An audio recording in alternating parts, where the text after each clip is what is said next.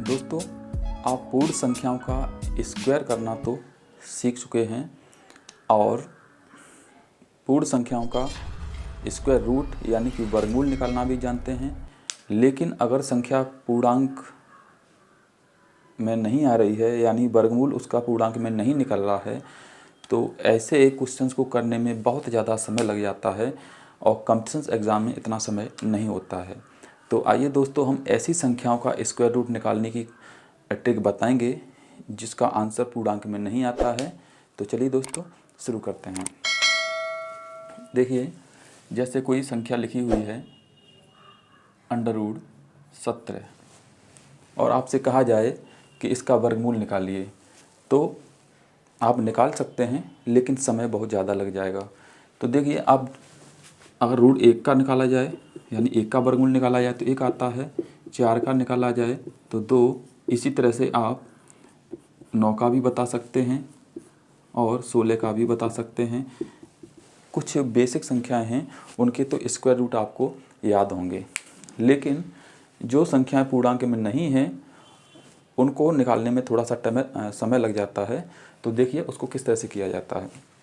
मान लीजिए √17 है और इसका हमें वर्गमूल निकालना है, तो आप क्या करेंगे, 17 के सबसे नज़दीकी ऐसी संख्या को तलाशेंगे जिसका वर्गमूल पूर्णांक में आता हो। तो 17 के सबसे नज़दीकी ऐसी कौन सी संख्या है जिसका वर्गमूल निकल आता है पूर्णांक में? तो 17 के सबसे नज़दीकी संख्या हो गई 16। तो हम यहाँ लिखेंगे अंडर के अंदर 16। अब हम ये देखेंगे, हमने ये संख्या जो ढूंढी है 16, वो हमारी जो क्वेश्चंस वाली संख्या उससे छोटी है या बड़ी है। जितना छोटी है या जितना बड़ी है उसको चिन्ह के साथ यहाँ पे लिख लेंगे। तो 16 छोटी है हमारी, तो इसको पूरा करेंगे तो 16 + 1। देखिए, देखने से तो ये गलत लग रहा है लेकिन हम ट्रिक को इस तरह से लागू करते हैं। तो सिंपली आप उस पर ध्यान न दीजिएगा, बस यहाँ ट्रिक को फॉलो करिएगा।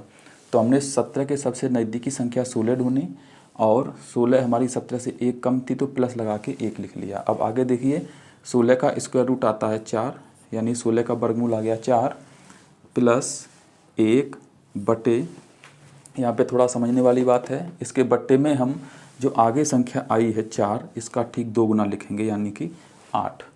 अब इसको सॉल्व कर लेंगे और आंसर आ जाएगा। तो बटे 1 मान के इसका आ गया 8 चौके 32 + 1 यानी कि 33 बटे 8, भाग लगा देंगे, आंसर आ जाएगा। तो 8 चौके 32, 8 एकन 8, 8 दूनी 16 और 8 पन 40। इस तरह से दूसरा समझिए, जैसे मान लीजिए कोई संख्या लिखी है √7 और इसका हमें स्क्वायर रूट निकालना है, वर्गमूल निकालना है। तो 7 के सबसे नज़दीकी करीब की ऐसी संख्या देखेंगे जिसका वर्गमूल पूर्णांक में आता हो। तो 7 के सबसे नज़दीकी संख्या है 9, क्योंकि 9 का वर्गमूल 3 आ जाता है। तो हम यहाँ पे लिखेंगे रूट के अंदर 9, क्योंकि 9 7 से 2 बड़ी है, इसलिए हम यहाँ पे 9 में से 2 घटा के लिख लेंगे, क्योंकि 9 में से 2 घटाएंगे 7 आ जाएगा। हम इसी के बराबर बना के लिखते हैं। अगर ये कम होता तो प्लस लगा के लिखते, ज़्यादा है तो माइनस लगा के लिख लिया। अब आगे देखिए, 9 का स्क्वायर रूट आता है 3 -2 बट्टे, इसके बट्टे में हम जो ठीक आगे की जो संख्या आई 3, इसका 2 गुना लिखते हैं यानी कि यहाँ पे आ जाएगा 6। 3 का 2 गुना 6। अब इसको सॉल्व कर लेंगे, बट्टे 1 मान के इसका डिनोमिनेटर आ गया 6। हल करिए, 36 18, 18 में से 2 घटाओ 16, 16 बट्टे 6, भाग लगा दीजिए, 6 दूनी 12, बची कितनी 4, तो 6 × 36। इस तरह से चलता जाएगा। एक और समझिए,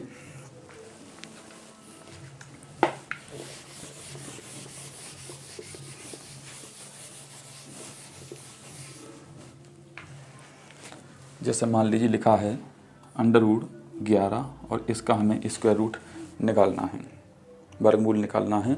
तो 11 की सबसे नज़दीकी ऐसी संख्या कौन सी है जिसका वर्गमूल पूर्णांक में आता है? तो वो संख्या है 9। तो हम लिख लेंगे अंडर के अंदर 9, क्योंकि 9 11 से 2 छोटी रह गई, इसलिए प्लस में 2 लिख देंगे। आगे देखिए, 9 का स्क्वायर रूट आता है 3, तो +2 बटे 2 के बट्टे में हम ठीक आगे की जो संख्या आई है उसका 2 गुना लिखते हैं, यानी कि इसका 2 गुना हो गया 6।